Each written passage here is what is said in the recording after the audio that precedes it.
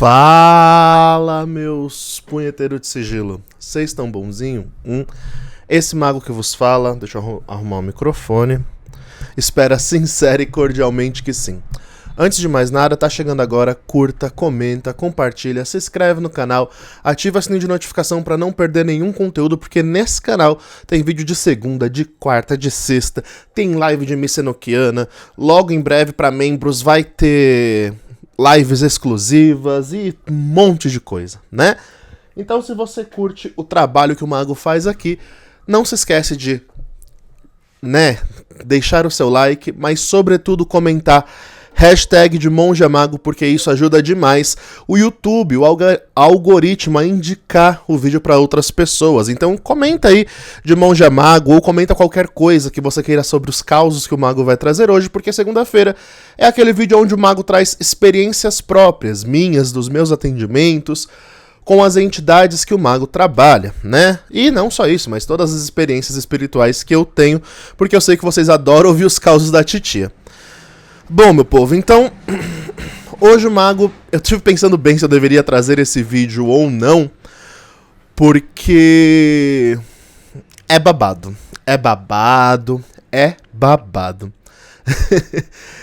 Hoje nós vamos falar mais uma vez de magia enoquiana, dessa vez causo com a heptarquia mística. Pra quem não sabe, eu sempre falo isso a cada causo de heptarquia mística. A magia enoquiana ela é um metasistema mágico que pode ser dividido basicamente em 3 grandes sistemas, né? Todos eles de magia angélica e um deles ainda um subsistema aí dentro de um desses sistemas e magia demoníaca, né? Dos Cacoddaimons. Mas aí tem que ter muito culhão. E dentre os sistemas da magia enoquiana, um deles é planetário, que nós chamamos de heptarquia porque é um reino de 7 reinos, né? São 7 reinos que governam o cosmos da astrologia antiga. Então tem o reino da Lua, de Marte, do Sol, tem o reino de Mercúrio e etc, etc. E todos os planetas da astrologia antiga, né? Aí vocês me perguntam, né? A pergunta que eu mais recebo, mago, e a energia da Lua? Pra que serve? O que faz? O que não faz? E bom, eu acho que mais do que falar o que faz e o que não faz, eu vou ilustrar isso com acontecimentos, com causos que eu vivi, tanto para mim quanto para clientes, com essa energia da Lua e que funcionaram muito bem mesmo, assim, né? Bom, mas eu fiquei um pouco de receio porque a maioria desses causos é egóico e não é nada muito moralmente correto, né? Mas, mago, já vou adiantar, né? A pergunta que vai surgir na cabeça de muitos que se depararem com esse vídeo é: mas, mago, anjos, sendo criaturas tão puras, tão boas, fazem o mal? Ou fazem esse tipo de coisa egóica? E a resposta é que sim, eles fazem, né? Não só anjos enoquianos, tá bom? Anjos do Shenrima Foresh, porque essa ideia de anjo bonzinho é um conceito cristão, né?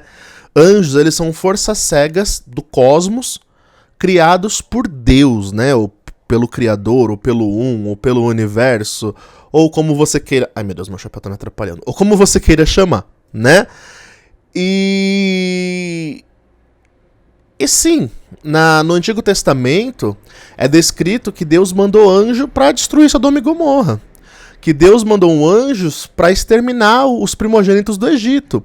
Que Deus mandou anjo para isso, para aquilo outro. Para fazer coisas moralmente e eticamente incorretas, né? Então, sim, de fato, o Antigo Testamento nesse ponto não estava errado. Os anjos são forças cegas da criação que atuam de acordo com o que é imposto pelo operador, se tiver em conformidade, em alinhamento com a energia divina, alguma coisa assim.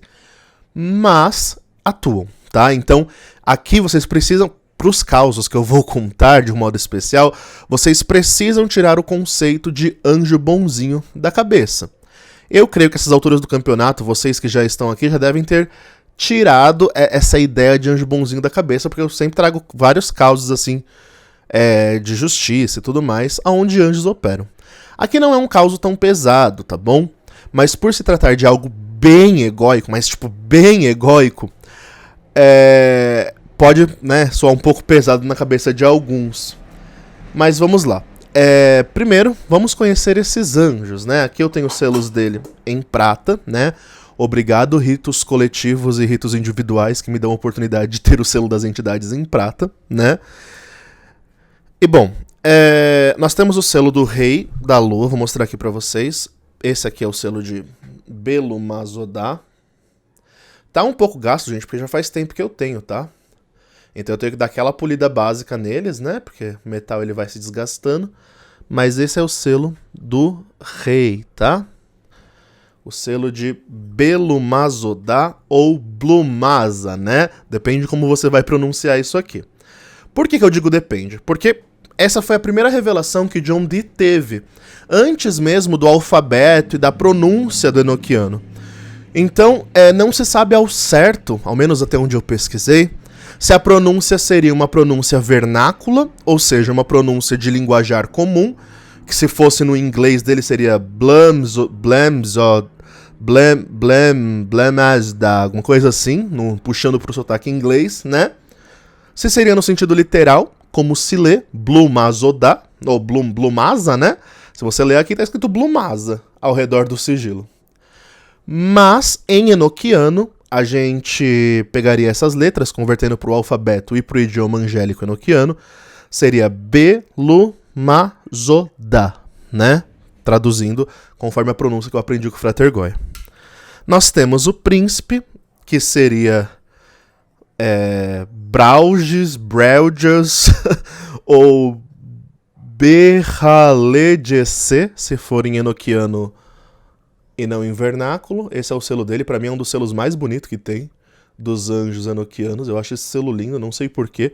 A arte dele é muito bonita. E claro, o selo com todos os ministros. Eu vou tentar falar o nome dos ministros. E aqui é que eu entendo que a pronúncia deve ser feita no idioma enochiano. Foi o insight que me veio. Por quê? Vocês que estudam enochiano, né? Por quê? Porque o nome dos ministros, se você observar, já tá com vários consoantes com consoantes. No enochiano é muito comum não ter vogal. E a gente acrescenta a vogal de acordo com a fonética, né? Como vai soar. Porque senão não tem como pronunciar esses nomes no nosso idioma, em vernáculo, né? E aí, ó, NR. NRS. Como você pronunciaria isso, né? Ers, né? Não dá. Então, teria que ser acrescentando vogais aqui, como fazemos no idioma enochiano, né? Então seria Nerresego, Nerrerequeperene, Labedegere, Oesengele, Avezodenilene, Ilelemafese. Esses seriam os nominhos dos ministros, né, dos anjos servidores.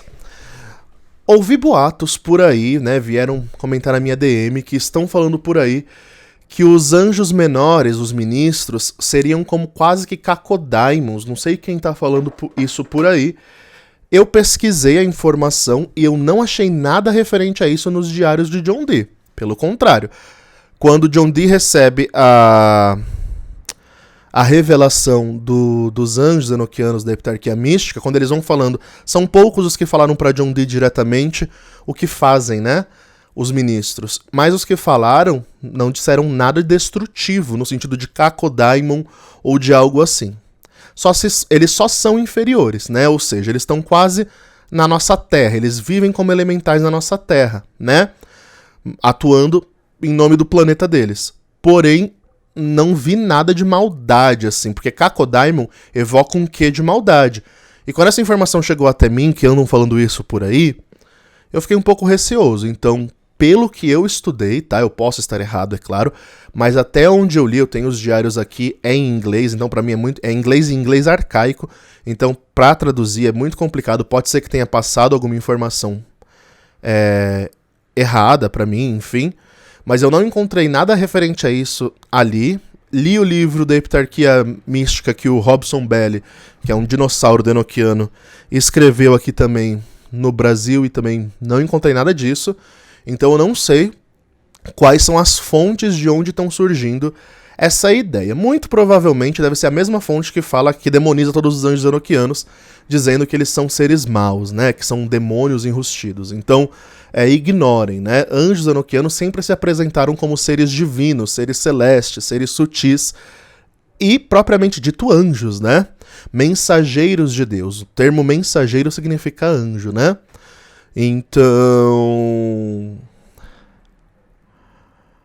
Então esquece essa ideia de que os ministros da heptarquia mística seriam quase que cacodaimons ou algo semelhante a isso. Não tem nada a ver essa informação, ao menos pelas fontes originais dos manuscritos e coisas do tipo. Eu não encontrei nada que o diga. Tô fazendo esse adendo aqui porque, infelizmente, como o enoquiano ainda não é tão conhecido, ele tá se popularizando, sobretudo aqui no Brasil, mas ele ainda não é tão popular. E por não ser tão popular, tem muita falácia sobre o sistema. Tem muita gente falando qualquer merda por aí, sem entender fundamento. E onde que tá o fundamento do sistema? Nos diários de John Dee. É lá que a gente vai encontrar os fundamentos. E posteriormente, para quem quer praticar um enoquiano mais bem estruturado, né? Na Golden Dawn, em Telema, que são as grandes ordens que levaram o sistema para frente. Se não tá em nenhuma dessas fontes, então assim, cuidado. Cuidado com essas informações que estão rolando por aí, tá bom? Voltando ao caos, esses são os anjos da heptarquia lunar.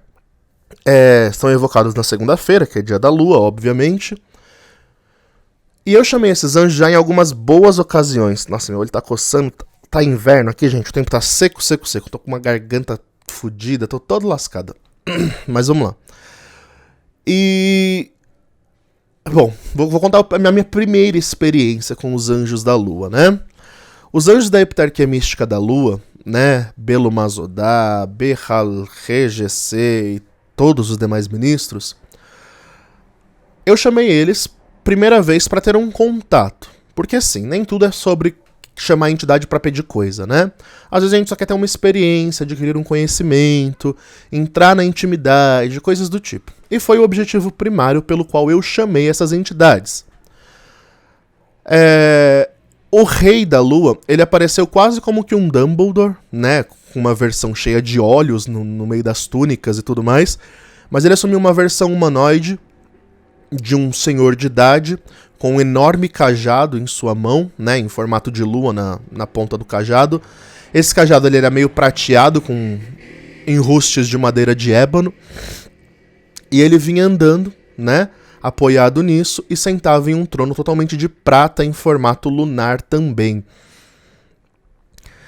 E, né, as asas dele eram separadas do corpo, era muito estranho isso, as asas dele eram separadas do corpo e o que ressaltava eram os inúmeros olhos na cor roxa ao longo de sua túnica, dos seus braços, do seu rosto, né, que apesar de ser um rosto humanoide, como ele se apresentou com a sua coroa, prateada também, tinha muitos olhos e tal, aquela coisa de anjo, né? E é assim, o rei, na magia da heptarquia mística, ele representa a essência da energia. Então, quando você quer ir na essência da coisa, no poder essencial do planeta, que a gente chama o rei. E conversa, e dialoga, e por aí vai, né? Chamei o rei primeiramente, o rei veio, se manifestou, saudei, etc, etc, etc. E a minha primeira pergunta foi: o que vocês fazem? Qual é a função de vocês no cosmo? Manifesto, né? E a resposta foi: já revelamos isso. Já leste sobre nós. Por que me perguntas? E eu, porque eu quero saber mais, né, querida? Senão eu não perguntaria. Claro que eu não falei desse jeito, né, gente? Mas tentei dar uma desconversada, uma bambeada. E aí ele disse que eles são os anjos que transmitem os poderes mediúnicos à Terra. Eles são a grande ponte entre o cosmo elevado, superior, né? E o cosmo inferior, que seria nosso, né? E que tudo que... É como se eles fossem uma espécie de filtro de tudo que vem para nós. Então, toda energia que passa pelos cosmos, e aqui eu só consegui fazer essa associação dele falando isso, ele falava em linguagem heptarquial, né? Que Todos os outros reinos emanam energia para ele ou passam necessariamente por ele para chegar até nós. Mas na minha cabeça treinada em Cabala hermética, né, eu só conseguia associar com a esfera de Yesod. Se você vê a árvore da vida, deixa eu ver se eu pego o modelinho aqui, só um minuto.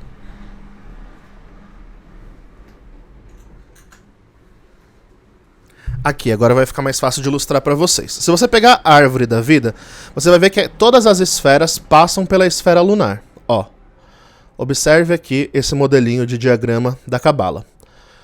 Tem todas as esferas, desde a branquinha lá em cima, que é Keter, vai descendo para preta, para azul, para vermelha, para verde, para amarela, mas todas elas no final passam por essa daqui, ó, que é a roxa. Desculpa mostrar o dedo do meio. Que é a roxa, que seria a esfera de Yesod, representada pela Lua, até chegar na Terra. Então o que ele disse ali pra mim fez todo sentido, porque tinha muito a ver com a Cabala, né? Então na minha cabeça a associação foi muito direta, sabe? Com a Cabala, com o que eu aprendi sobre Cabala e tudo mais. E aí ele me disse que tudo passa por esse filtro.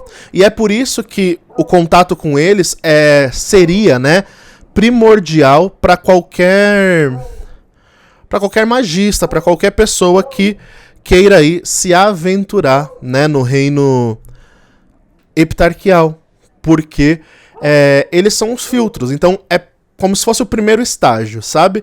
Pra gente poder ir até as outras esferas e para poder das outras esferas chegar até nós, pra gente ter uma receptividade ou um receptáculo interno energético mais preparado para lidar com essas energias. Quem dera eu soubesse isso, mas antes de contatar essa esfera daqui, eu já tinha contatado tudo quanto é outra. A esfera da Lua foi uma das últimas que eu contatei, né, da heptarquia mística, infelizmente. E ele me disse, jogou isso na minha cara, falou: fizestes o processo ao contrário. Por que o fizestes? É como se ele soubesse que eu já entendia de Cabala e mesmo assim fiz o processo todo ao contrário. E claro que eu fiz isso por uma questão de necessidade, né, porque quisera eu poder ter todo um formulário e um roteiro para seguir de iniciação e tal, mas não, surgiu uma necessidade de prosperidade, ia trabalhar com o Sol ou com Júpiter. Surgiu uma oportunidade de um cliente que precisava de amor, era Vênus. Então eu sempre ia direto na fonte, sabe? Mas deveria ter passado por aqui. Por quê? Porque nesse então, mesmo sem eu ter pedido, ele disse que capacitariam meus receptáculos energéticos internos para melhor receber as energias dos outros planetas, né? Dos outros reinos heptarquiais na linguagem deles, né? E, de fato, aconteceu. A minha sensibilidade energética pós esse ritual, assim, estrondosa. O único problema foi... claro que aconteceu muito mais coisa nesses rituais, que senão o vídeo vai ficar muito extenso, mas pra eu falar todo o diálogo, tudo que aconteceu, porque eu tenho tudo anotado, né? Por isso que eu lembro. E uma das dicas de ouro que eu recebi dele foi do rei aqui de modo especial, né? Foi uma das poucas vezes que eu falei diretamente com o rei, né? Porque geralmente a gente fala com o príncipe. O príncipe é um intermediário energético entre o rei e os ministros e a gente, né? Então, geralmente, a gente troca ideia com o príncipe, sobretudo quando é pra coisas mais terrenas de serem resolvidas, sabe? E o rei, ele vai trazer mais a palavra da sabedoria, da essência do rolê. Mas, nesse primeiro contato, falei com o rei, né? O rei da lua, ele me encheu de uma energia lunar tão grande que pra aterrar isso foi difícil. Por quê? Pensa que toda gnose, segundo ele falou, e de fato parece que é verdade, toda gnose, toda mediunidade, todo poder psíquico vem diretamente da força lunar. Da força desse reino heptarquial. E eu tava aqui, né, sem filtro, não tava esperando receber uma sobredose de energia lunar. Até porque, gente, a energia lunar é a energia que eu mais lido bem. Porque é a energia de Hecate, né? Então, é a energia que eu lido há mais tempo, que eu trabalho com ela desde que eu comecei nesse rolê de novinho, sabe? Então, pensei que nada mais me surpreenderia, sendo muito honesto. Ledo engano. Terminei o ritual com a heptarquia da lua, mesmo sem ter pedido que isso acontecesse comigo. Pra voltar da gnose, foi extremamente difícil. Fui dormir, tive um monte de sonho profético que eu anotei, muitas dessas coisas já se aconteceram. Acordei cansado, exausto, mediunidade a 1000 por hora, vendo um monte de espírito mesmo sem querer. Parecia que eu tinha voltado. A sensação foi essa, como se eu tivesse voltado a quando eu tava desenvolvendo minha mediunidade, eu não tinha controle disso, sabe? E aí vi espírito a todo momento, sentia a energia dos outros a todo momento, aquilo me sugava, me puxava. Eu tava exatamente com essa sensação. Parecia que os anjos me fizeram voltar àquilo. Mas na verdade o que eles fizeram foi expandir mais a minha mediunidade. Por isso desbalanceou, ou seja, saiu do meu controle energético. Porque eles ampliaram a minha energia psíquica, né? E eu tive que aterrar isso. E pra aterrar isso deu bastante trabalho, porque eu não esperava, né? Eu não fui contatar o rei pra receber nada disso, eu nem fui pedir psiquismo. Eu só fui entender mesmo a esfera, como operava, o que não operava, qual era a função deles no cosmo, etc, etc, etc. Coisas de pesquisa de campo mesmo, sabe? E fui fazer pesquisa de campo, terminei todo lascado. Mas isso não me foi ruim, pelo contrário, né? Isso aguçou muito mais e facilitou muito mais ainda processos de scrying, de projeção de consciência, etc. Eu só tive que me reequilibrar de novo e foi um período de uns meses aí pra conseguir me reestabelecer e voltar pro meu eixo. Tem gente que fala que faz isso em um dia. Não é fast food mágico, não, né? A gente tem um receptáculo de energia dentro de nós que está acostumado a lidar com uma certa quantidade de energia. Quando nós recebemos uma sobrecarga disso ou uma expansão desse receptáculo, tudo muda, tudo altera. E pra gente se adaptar com essa alteração, leva um tempo, né? E foi o que aconteceu comigo. Então essa foi a minha primeira experiência. O poder da Heptarquia de Marte no meu psiquismo pessoal, né? Na minha mediunidade pessoal, que expandiu apenas pelo contato com a energia. Mesmo sem eu ter pedido, mesmo sem eu ter... Gente, eu juro pra vocês que eu não fui com a mínima pretensão de pedir nada disso. Mas quando voltei do ritual, voltei todo bugado. Todo bugado. E aí é por isso que eu falo. Eu sou contra esse negócio de tal sistema é melhor que o outro. Mas, gente, a magia enoquiana, ela é tão babado que é muito difícil não cair nessa tentação de acreditar que esse sistema é superior aos outros, sabe? Porque a energia dessas entidades primordiais, elas são tão absurdas, assim, no que provocam em nossa realidade, que é espantoso. E bom, agora vamos aos causos, que é um pouco imoral, de certa forma, né? Por quê, né? Porque são causos, né, mais de um, aonde eu chamei essa heptarquia para manipular a mente de pessoas que não queriam, ou seja, que de forma natural não cederiam tão facilmente a relações sexuais e afetivas com os clientes que me procuraram, né? Mago, mas por que você fez isso? Sinceramente, por dois motivos. Primeiro, porque na época eu tava precisando de grana, né? Segundo, porque era uma situação que eu cheguei a me comparar. Às vezes, as pessoas vêm a mim e eu fico com pena da situação de algumas pessoas, né? Sobretudo de alguns homossexuais, né? E aqui é muito difícil pro público geral entender a dor, porque é uma dor muito própria de quem é gay, né? E deixa eu me explicar. Claro, estou falando de um caso onde eu atendi um caso de um homossexual que era apaixonado por um hétero, né? Hétero, entre aspas, né? E aí, ele veio até mim, com o mesmo papo de toda gay apaixonada por hétero, falando que precisava pegar o macho, que precisava pegar um macho, que ia pegar um macho, e que não sabia viver sem esse macho, que não sei o quê. Aí a primeira pergunta que eu faço é: gay, se valoriza, né? E a gay, eu já tentei, eu já fiz de tudo, eu já não sei o que, não sei o que lá, não sei o que lá, não sei o que lá, não consigo.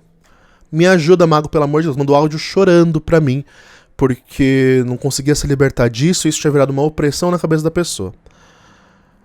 Aí eu deixei muito claro. Eu falei, olha, eu até consigo tentar fazer alguma coisa aqui. A gente jogou carta, a carta falou que dava pra fazer alguma coisa. Mas eu fui muito sincero, eu falei, olha, se ele é hétero, o máximo que vai acontecer é ele te comer e te largar. Você tá disposto a isso? Porque você pode terminar se sentindo pior do que você já tá, né? Não, mago, eu quero, pelo amor de Deus, eu preciso sentar nesse homem. Falei, então tá bom, né? Então se você quer, vamos tentar.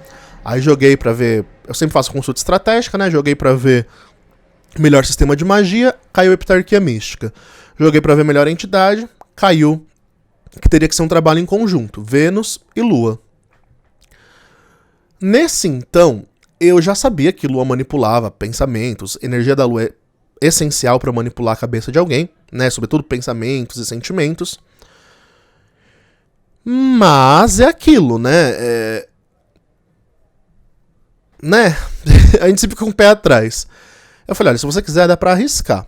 Aí eu falei a verdade, falei, vai ter que ser 2 rituais, um pra atingir o coração e expandir o desejo, a curiosidade dele, e o outro com a Lua pra manipular a mente, pra ficar com aquela vozinha na cabeça perturbando até que ele ceda. E aí, fui fazer o ritual. Cheguei pros anjos, dessa vez fui falar com o príncipe, né? O príncipe da Lua, ele apareceu pra mim com um traço mais andrógeno, né? Um traço mais delicado. Ele carregava um lírio em suas mãos, né? E 4 pares de asas.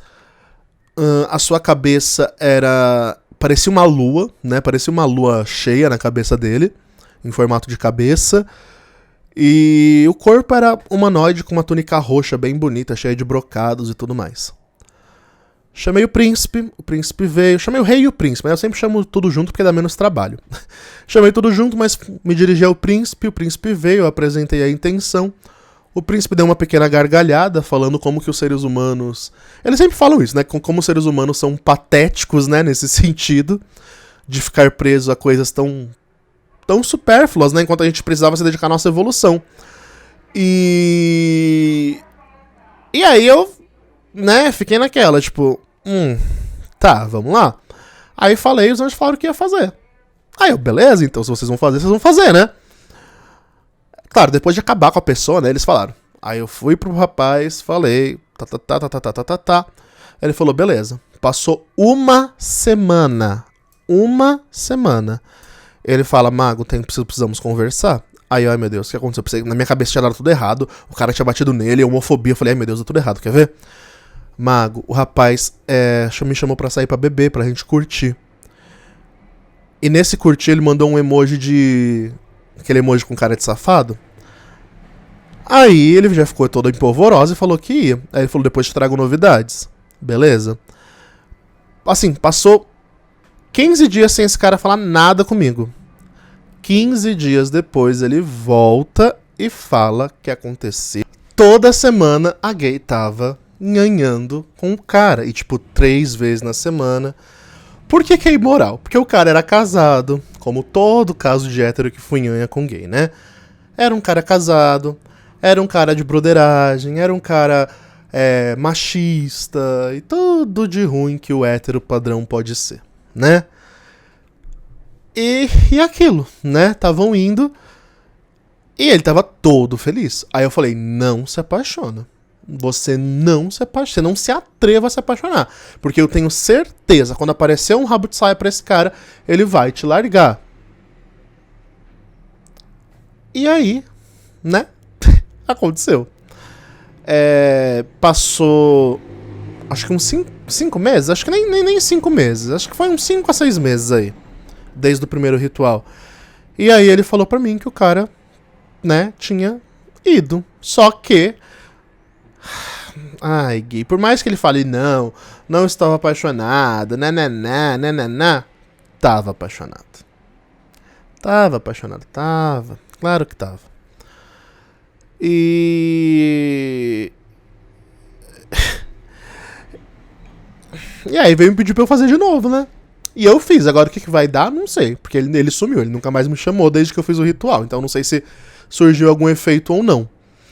Mas o que eu joguei no tarô, pra ver o desenrolar da situação e o que levou o cara a se afastar dele, era um sentimento de culpa.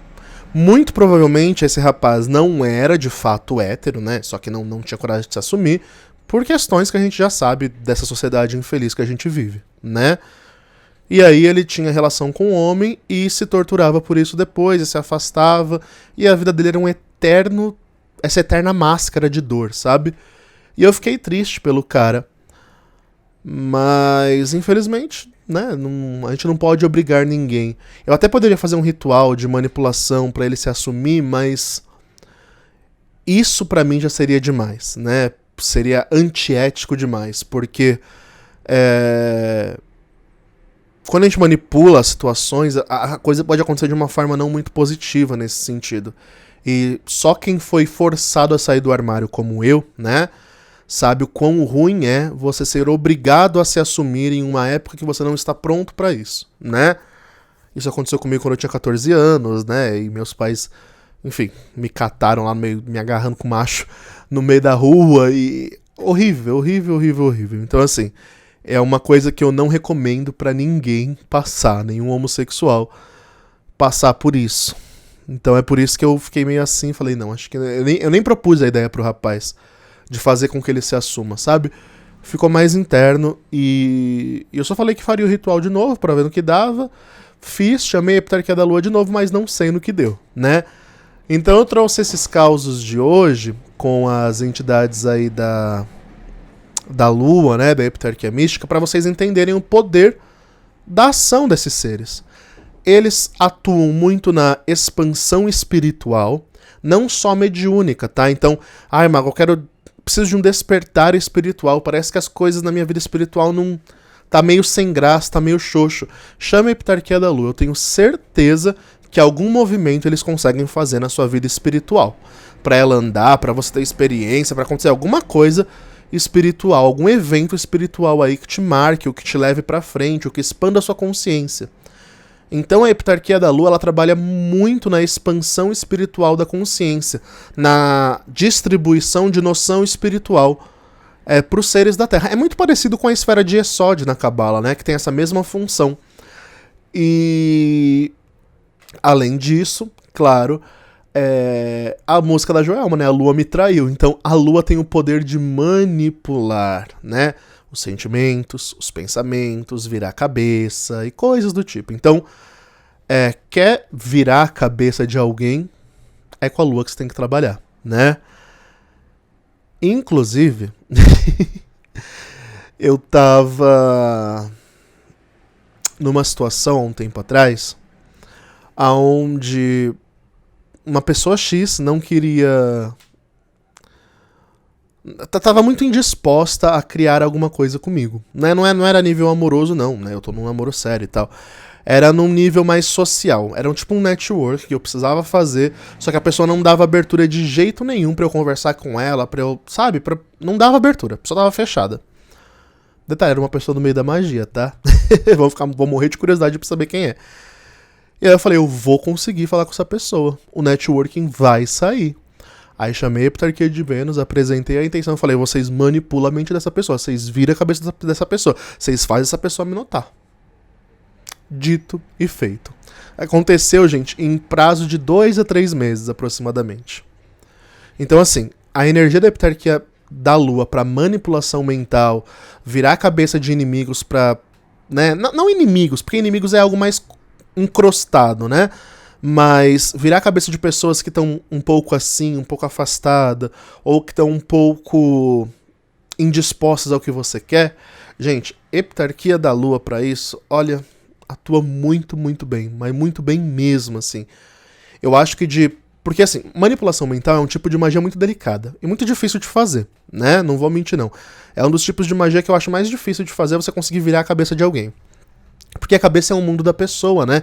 Então você tem que girar o mundo da pessoa, praticamente. E é muito difícil fazer esse tipo de magia, né? Na Goetia sempre tive resultados, mas resultados um pouco parcos. Eu tive mais resultados com Decarabia ali, propriamente dito nesse sentido. Dantalion, quase nada. Mas Decarabias atua bem nisso também, que é ligado à Lua, né? Por coincidência, ou não. E...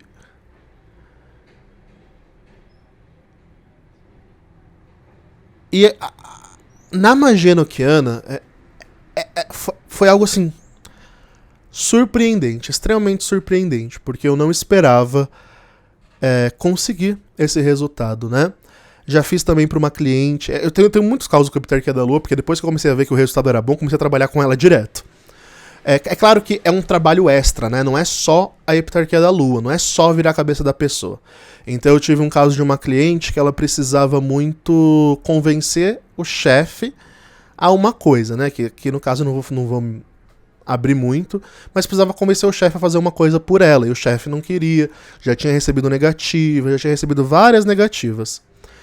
Aí eu falei, olha, dá pra gente fazer um trabalho em conjunto. Claro que sai caro, tem que ter condições de arcar com 2 rituais de magia, mas ela falou, não, eu consigo. Ela tinha cargo na empresa, né? Ela falou, não, eu consigo, vamos, se tem que fazer 10 rituais eu faço. Falei, então bora. Aí a gente chamou a Heptarquia do Sol. A Heptarquia do Sol cria caminhos financeiros, ajuda nesse sentido de trabalho e tal. E a Heptarquia da Lua. Eu vou abrir aqui. O que ela queria era mudar de horário, né? Ela trabalhava num horário muito ruim pra ela, ela tava tentando mudar de horário. Só que por ela ter um cargo de posição, de chefia, era muito difícil essa flexibilidade pra ela dentro da empresa. E aí a gente fez os rituais, fizemos, os anjos deram o aval de que tentariam ajudar na situação, né? E passou uns 4 para 5 meses aí, e ela veio me falar que o chefe finalmente liberou ela pra mudar de horário. Ela não ficou insistindo, ela falou mais uma vez só depois que o ritual, eu falei pra ela, espera mais um mês e meio do ritual feito, e você fala com o seu chefe de novo. E aí ela me disse, né, no relato dela, que ela foi falar com o chefe, e estranhamente o chefe já não veio com o assunto de... Segundo ela estava tentando isso há um bom tempo, aparentemente há anos, e o chefe sempre que ela tocava no assunto, o chefe já falava, ai, de novo isso, você sabe que eu não vou te perder, que não sei o que, desse jeito. E quando ela foi falar depois do ritual, o chefe brando falou pra ela, eu vou ver o que eu consigo fazer por você. Simples assim, não falou mais nada. Ela disse que quando ela recebeu essa resposta do chefe, ela na hora veio o estalo de os anjos estão atuando, né? E aí ela saiu toda feliz e sentiu que ia dar certo a coisa, né? Detalhe, ela falou que ela teve sonho. A Heptarquia da Lua trabalha muito na área dos sonhos, né? Muito, muito, muito. Eles trazem sonho, eles fazem sonhar, um monte de coisa assim. E ela falou que ela teve um sonho onde a noite virava dia. E ela ficava repetindo isso, né? No sonho dela, até que ela acordou. E no dia que ela teve o sonho, foi o dia que aconteceu a coisa. Fantástico, né? Então, pra manipular chefe, manipular coisas a seu favor, assim, nesse sentido, a Heptarquia da Lua atua muito bem, mas geralmente com uma outra energia em conjunto, né? Nesse caso, por exemplo, tive que trabalhar o Sol para forçar alguma coisa financeira ali a se mover no concreto, e a Lua, né? Eu tive que trabalhar as duas polaridades. No caso do rapaz, tive que trabalhar Vênus com a Lua, né? Então, eu percebo que a Lua ela manipula o interno. O externo precisa de uma outra força para ser manipulada, né? E é isso, meu povo. Chega de falar, porque eu já falei um monte daqui, né? Hoje chega, esse caos aqui foi longo. E é isso. Meu povo, seguinte. Esse vídeo vai pro ar segunda-feira próxima, então ainda vai ser fim de junho. Mas, como já passou o rito coletivo de junho, né? Quero agradecer, inclusive, a todos que participaram. Um rito com 100 participantes aí foi um marco. E só tenho a agradecer, né? Muito, muito obrigado mesmo a todos que participaram, que a energia da Heptarquia de Vênus se faça cada vez mais presente, viva e atuante na vida de vocês, né? E que vocês testemunhem com feedbacks pro mago, ou no caso dos inscritos, ou por onde vocês quiserem, o que mudou após o ritual na sua vida amorosa, né? Então, próximo rito do mês de julho, será com a Heptarquia... Heptarquia não, será com os anjos enoquianos também, mas trabalharemos com os anjos dos elementos, os anjos das pedras preciosas, né? Os anjos do ar da terra, para abertura de caminhos financeiros. Eu sei que esse rito é esperado por muita gente aqui no canal, então corre porque vai ser o último do ano. O mago já tá avisando porque não vai ter outro possivelmente só lá para janeiro, fevereiro, tá? Então corre, garante sua vaga, porque é agora ou nunca, tá bom? Lembrando que as vagas vão abrir só no dia 1º, então não adianta pagar agora, porque é só no dia 1º que abre as vagas pro rito de julho, tá bom? O mago tá avisando antes porque o mago vai viajar essa semana, né? O mago vai pra Bariloche dar uma esquiada, minhas ferinhas de inverno, nem fiz... Gente, aí vocês falam, o mago tá rico. Nada disso, eu não fiz nem minha festa de aniversário que eu queria tanto fazer só pra ir viajar, tá? Então assim, Titi economiza aqui pra ir lá, né? E o mago vai estar viajando essa semana, inclusive acompanhe nos stories, porque com certeza eu vou estar postando tudo, né, da viagem. E é isso. Curso de tarô. Uma galera me pediu para estender mais um mês a promoção. Então o curso de tarô vai estar estendido a promoção com menos de R$300 off para você adquirir ele. É um curso de tarô completo, vai do iniciante básico até o avançado. Você não precisa saber nada de tarô, de magia, de nada. Você é cru nisso, vai que vai dar bom pra você. Lembrando que tem conteúdo que eu aprendi dentro de ordem, dentro do mosteiro, como desenvolver a intuição, 3 etapas de escala de nível, de exercício de intuição. Depois tem dicas de magia com os arcanos do tarô, meditação com cada arcano do tarô, tiragens próprias que o mago criou. Então o curso está bem completo e bem com bastante diferencial dos demais cursos de tarô que você encontra por aí. Eu não ficaria de fora, né?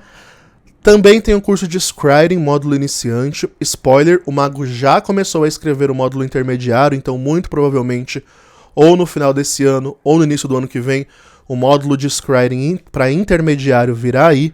Então, se eu fosse você, já iria fazendo o módulo iniciante para começar, né, a progredir para ir pro intermediário, né? Tem uma galera que já tá praticando o Scrying aí pelo curso e que tá obtendo resultados e que fala: Mago, preciso me aprofundar, Mago, traz mais conteúdo, Mago isso, Mago aquilo. Então, o Mago vai trazer mais conteúdo de Scrying em breve, tá? Não se empolguem porque não vai ser nada por agora. O Mago começou a escrever o módulo intermediário agora. Então, ainda vou ter que escrever toda a apostila. Esse vai ser um pouco mais extenso que o primeiro. O Mago vai trazer bastante dicas, bastante técnicas de gnose, técnicas de acesso a chakras. Então, assim, vai ser bem mais aprofundado o rolê. Então, por isso vai demorar um pouco mais, tá bom? Mas o Mago já começou a escrevê-lo. Então comece a fazer agora o iniciante, para que quando chegar o intermediário você já esteja pronto e preparado para adquiri-lo, tá bom?